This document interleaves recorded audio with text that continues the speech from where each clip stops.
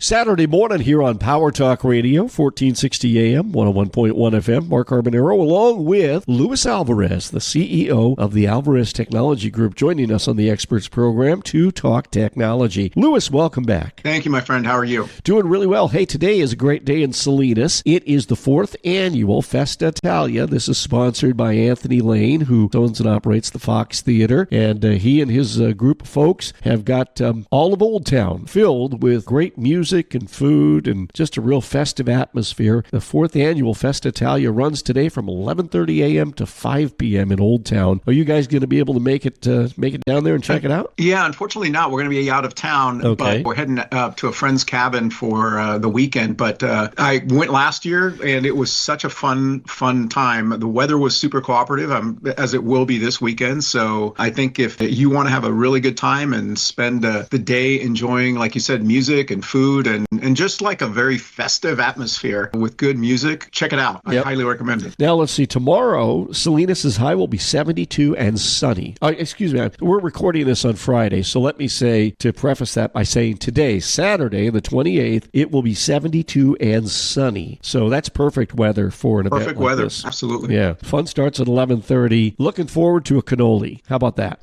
There you go. Good pasta. Yes. Yeah, good and cannoli. the pasta, too. It's going to be a lot of fun. All righty. Hey, the topic that we want to talk about today out of ScienceDaily is the employment future for 50% of us or more. And one of the things we're hearing about that with AI is that half of today's jobs could vanish. But there's also ways that smart countries can future-proof their workers. What do you say about this? Is this really something that can actually happen? Oh, absolutely. I mean, that's the thing about disruptive technologies like AI. If you think back we can go back all the way to the horse and buggy days. At the height in the 1900s of the horse culture, if you will, there were 25 million horses being used, and the population of the United States was about 75 million. So there was, one horse for every three people. And in very short order, within 20 years, all of those horses were either put down or put to pasture because cars took over. And so when you think about it, there was this whole ecosystem around horses, including groomers and veterinarians and people that would lead horses on trucks and things like that. And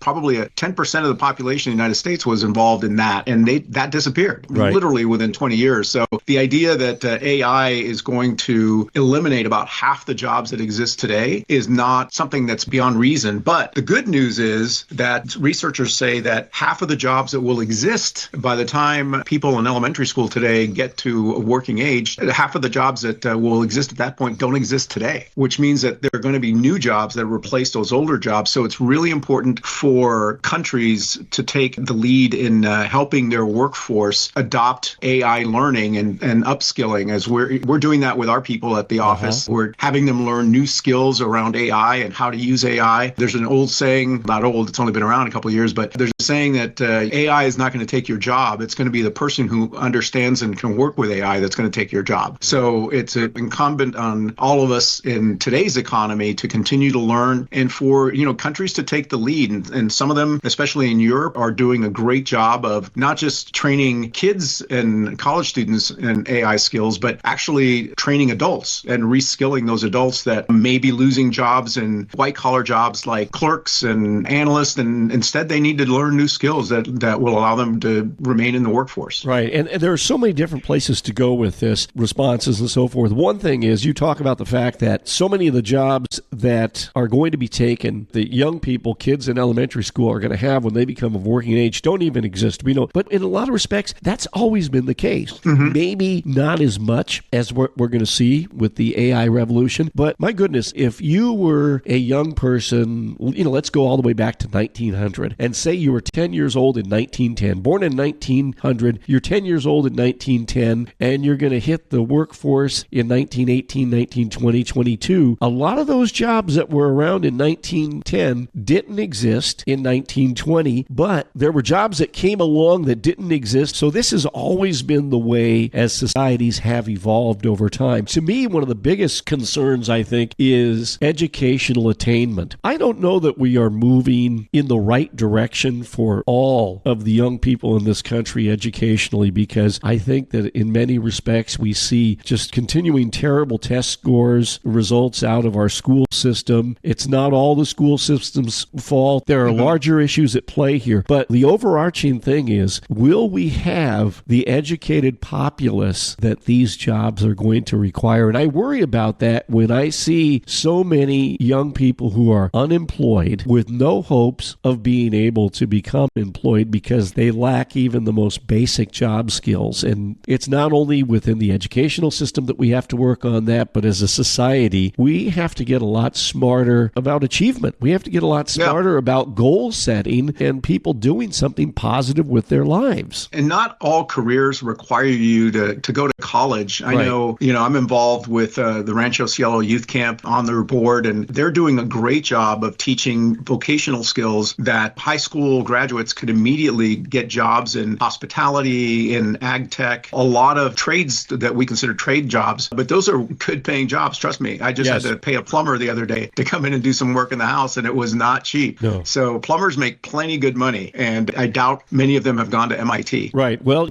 we could take a page from Mike Rowe's Dirty Jobs, that there's a great future for a lot of people in those types of jobs. If sitting behind a desk all day isn't your thing and you like working with your hands, these are jobs that are, like you say, plumber, being an auto mechanic. Those are the kinds of things you can't necessarily replace with a robot. Still need human beings to do that, to frame up homes. I mean, there's all sorts of jobs that require what we call skilled trades. We're still going to need skilled tradespeople, so that's an option for folks. Hey, rolling back to the first couple minutes of our conversation when you were talking about how we evolved from the horse and buggy era to the car and the displacement, the disruption that occurred at that time, I remember reading a commentary from an economist who wrote about this, and his specialty is health economics. Now, this might seem counterintuitive to believe that the introduction of the internal combustion engine was actually beneficial to the health of people, replacing horses. But he actually produced solid statistical scientific evidence that this was the case. And one of the things that he talked about, that he referenced, that most people would never think about because there's this kind of romanticized view or image of the days of horse and buggies and so forth. One of the biggest problems in cities, America, Europe, around the world, in the horse and cart era was the prevalence of cholera in our cities. And that was because of all the horse dung that was in the streets. Yeah, you don't really think about it. Although, if you've ever watched a parade with horses in there and the horses aren't well trained, kind of see that what horses can poop and walk as they go, and it can be quite the mess if it's not